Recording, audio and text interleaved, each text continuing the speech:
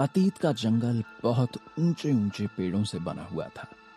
उन पेड़ों के सर ऊपर बादलों में खो रहे थे और जड़ें एक दूसरे से उलझी हुई थीं। इसलिए उसके अंदर जाने का कोई रास्ता सामने नहीं दिख रहा था।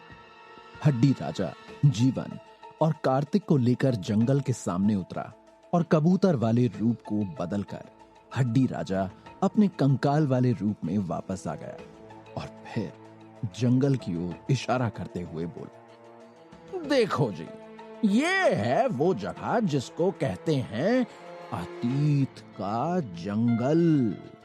अब इस जंगल में तुमको मिलना है बेताल से, और ये बेताल रहता है जंगल के बीच में। तो वहां तक जाने के लिए हमें कुछ नया करना पड़ेगा। या तो हम ऐसा कर सकते हैं कि किसी तरह की शक्ति का उपयोग करके ये सारे पेड़ एक तरफ कर दें और वहां पहुंच जाएं। लेकिन उससे क्या है कि बेताल बहुत नाराज हो जाएगा, क्योंकि यही पेड़ हैं जो उसको दुनिया से अलग करते हैं, और वो तो बंदा ही ऐसा है कि उसको दुनियादारी से दूर उल्टे पेड़ पर लटक कर रहना होता है। अब उसके पेड़ अगर हम काट देंगे या हटा देंगे तो वो तो वही करेगा जो उसकी आदत है। क्या आदत है उसकी? जीवन ने पूछा। वही लोगों की खोपड़ी फोड़ने की पुरानी आदत। जब तक महीने में 2-3 खोपड़ी फोड़ नहीं लेता तब तक उसे मजा नहीं आता। हड्डी राजा हंसते हुए बोला, तुम्हारा मतलब है कि हम ऐसा नहीं कर सकते? कार्तिक ने पूछा। नहीं, ऐसा नहीं है, कर तो हम सकते हैं, लेकिन फिर उसके बाद ये देखना पड़ेगा कि खोपड़ी किसकी फुड़वानी है। हाँ, तो दूसरा तरीका क्या है? कार्तिक ने आगे बढ़कर पेड़ को छूते हुए कहा, ये पेड़ घने लगते जरूर हैं, लेकिन उसकी वजह है कि ये लताओं से लदे हुए। हमें लताओं को हटाकर अंदर जाना होगा, है ना? हामी में सर हिलाते हुए हड्डी राजा बोला, बिल्कुल। और इसके लिए करना ये होगा कि मैं एक ऐसी मशीन बन जाऊं जो लताओं को हटाते जाए और मेरे पीछे पीछे तुम लोग चले आओ। ये दूसरा वाला तरीका मुझे लगता है कि सही है। बताओ फिर, करना तो मुझे वही है जो तुम्हारी मर्जी है, तो देख लो अपने हिसाब से। कार्तिक ने रजामंदी दी। हाँ, ये तरीका ठीक है, चलो चालू करो। ठीक है जी, तो मशीन चालू की जाती है। ऐसा कहकर हड्डी राजा ने एक मकड़ी जैसी आकृति का रूप धारण कर लिया और सामने से पेड़ों में उलझी हुई बड़ी बड़ी बेलों को एक तरफ हटाते हुए उसने उसमें से एक दरवाजा सा निकाल दिया और उसमें घुसते हुए गाने लगा, हड्डी राजा, हड्डी राजा, हड्डी राजा, अब तो हड्डी राजा बन गया मकड़ी राजा। चल चल मेरी मकड़ी, दूर हटा दे लकड़ी। देखी अब मकड़ी की चाल, चली ढूंढने वो बेताल। हड्डी राजा, मकड़ी बन गया हड्डी राजा। कार्तिक और जीवन भी उसके पीछे पीछे हो ली। लगभग अगले 2 घंटों तक वे इसी तरह सफर करते रहे। मकड़ी अंदर जा रही थी और ये बात साफ थी कि इस जंगल में आना बहुत मुश्किल था। अगर हड्डी राजा उनके साथ ना होता तो शायद उन्हें यहां आने में काफी मुसीबत होती। ये पेड़ इतने ऊंचे थे कि यहां पर किसी विमान से नहीं पहुंचा जा सकता है, और जैसा कि हड्डी राजा ने कहा था, पेड़ काटने पर बेताल से दुश्मनी मोल लेनी पड़ती। अंदर जाने का रास्ता बहुत ही घुमावदार और दूभर था, लेकिन आखिरकार लगभग 2 घंटे तक पेड़ों पत्तों से उलझते हुए वे उस कब्रिस्तान तक पहुंच गए। बेताल पेड़ पर उल्टा लटका हुआ सो रहा था। हड्डी राजा ने आगे बढ़कर उसके कान में उंगली डाल दी। कौन है बे? खोपड़ी फोड़ दूंगा। बेताल ने झल्ला कर कहा और आंखें खोली। छोड़ दो जी, हमारी तो खोपड़ी कुर्बान है तुम पर बेताल जान। हड्डी राजा ने जवाब दिया। अच्छा, तो ये तुम हो? तुम्हें छुट्टी मिल गई पाताल लोक के राजा की कुर्सी से? बेताल ने पूछा। हाँ, वो बंदा मारा गया। हड्डी राजा फिर जवाब देते हुए बोला। बहुत अच्छे, तो बोलो मुझसे क्या चाहते हो? बेताल ने कहा। जानकारी। हड्डी राजा ने बोला। हाँ, वो तो मुझे पता है। बेताल फिर उखड़ी हुई आवाज में बोला। तो दे दो। हड्डी राजा गाना गाते हुए बोला। क्या दे दूं? पहले सवाल तो पूछो। बेताल भी अब परेशान हो गया था। सवाल पूछो जी। हड्डी राजा ने कार्तिक से कहा। वो कौन सी जगह थी जहां पिशाचनी मुझे ले गई थी? कार्तिक सीधा मुद्दे की बात पूछता है। बेताल ने कार्तिक की ओर देखा और उसके ऊपर अपना ध्यान केंद्रित करने लगा। कुछ देर तक ऐसा करने के बाद भी बेताल के चेहरे पर गंभीरता के भाव बने रहे और वो फिर से कार्तिक पर ध्यान जमाने लगा। कुछ देर और कोशिश करने के बाद बेताल बोला। नहीं, तुम्हारा मामला इतना आसान नहीं है। तुम आगे बढ़ो और मुझे इस पेड़ से उतार कर अपने कंधे पर रखो, तब मैं तुम्हारी सारी चीजों को बेहतर समझ पाऊंगा। कार्तिक ने ऐसा ही किया और फिर बेताल कार्तिक की खोपड़ी पकड़कर काफी देर तक कुछ बुदबुदाता रहा और फिर बोला। वो जगह स्वर्ण मंदिर थी जो कि ब्रह्मांड की नाभि पर स्थित है। तुम्हें वहां कर्ण पिशाचिनी इसीलिए ले गई थी क्योंकि वहां जाने के बाद वो तुम्हारे बारे में सारी जानकारी उस मंदिर में जमा करवाना चाहती थी। अब अगर कोई चाहे तो वो वहां जाकर तुम्हारे दूसरे रूप से भी संपर्क कर सकता है।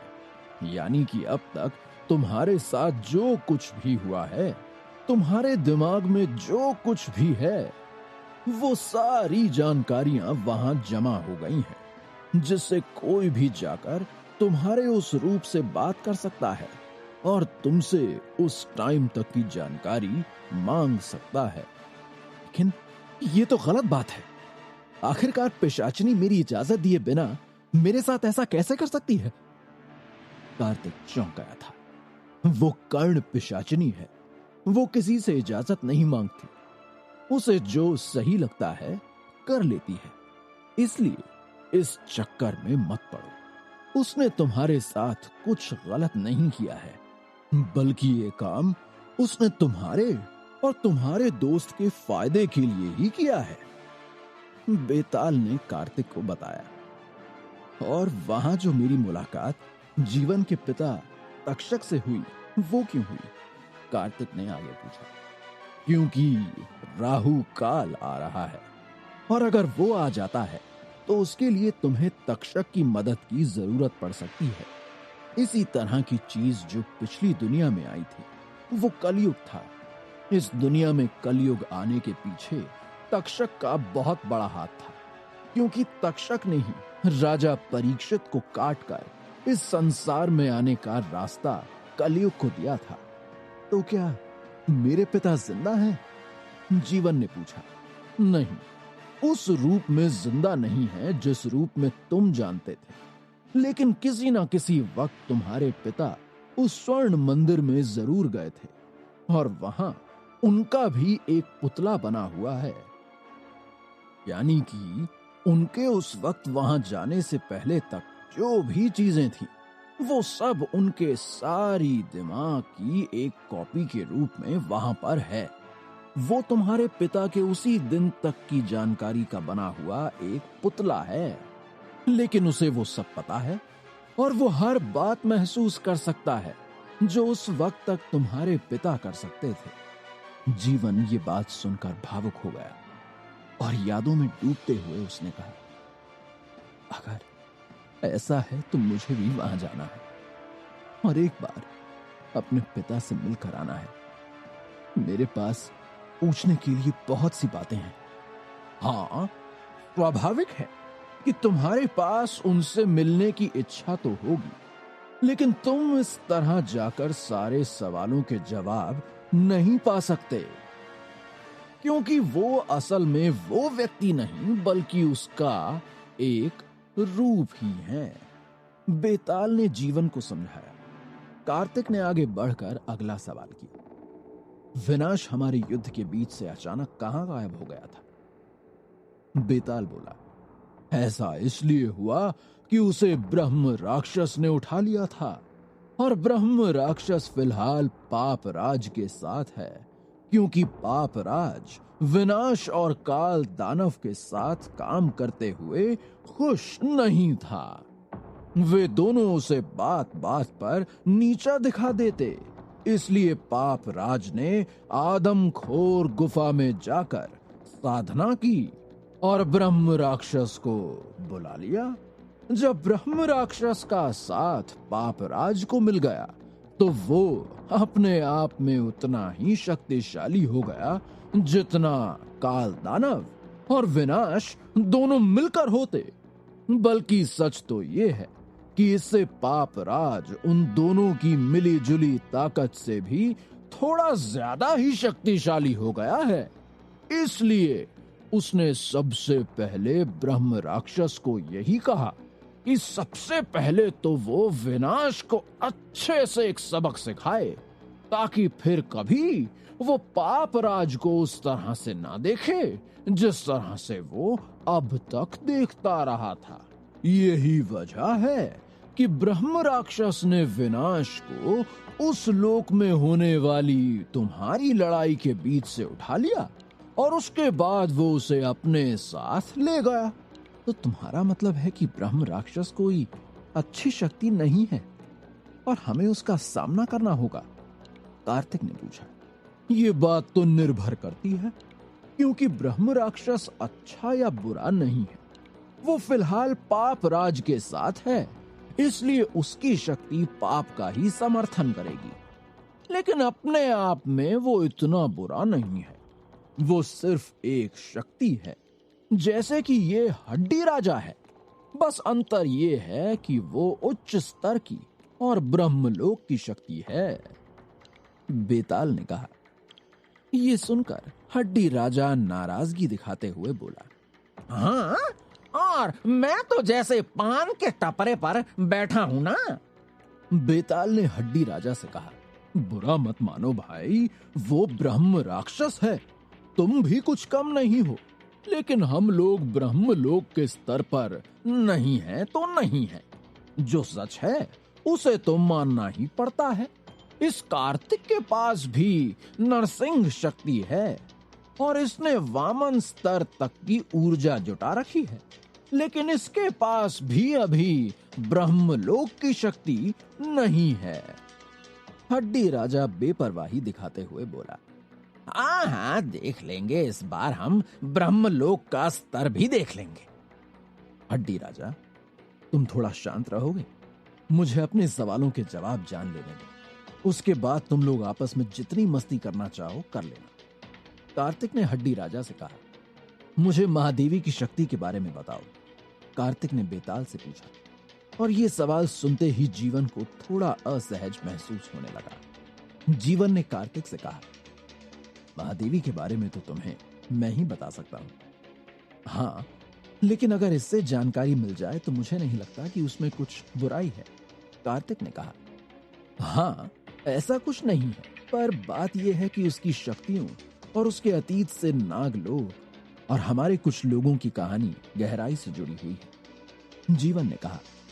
कार्तिक ने उसकी बात समझते हुए बेताल से कहा, ठीक है बेताल, तुम मुझे महादेवी और शुष्क लोक के लोगों के बारे में बताओ। महादेवी का नाम पहले माधुरी हुआ करता था, और ये उस वक्त की बात है जब शुष्क लोक में आदमी भी रहा करते थे।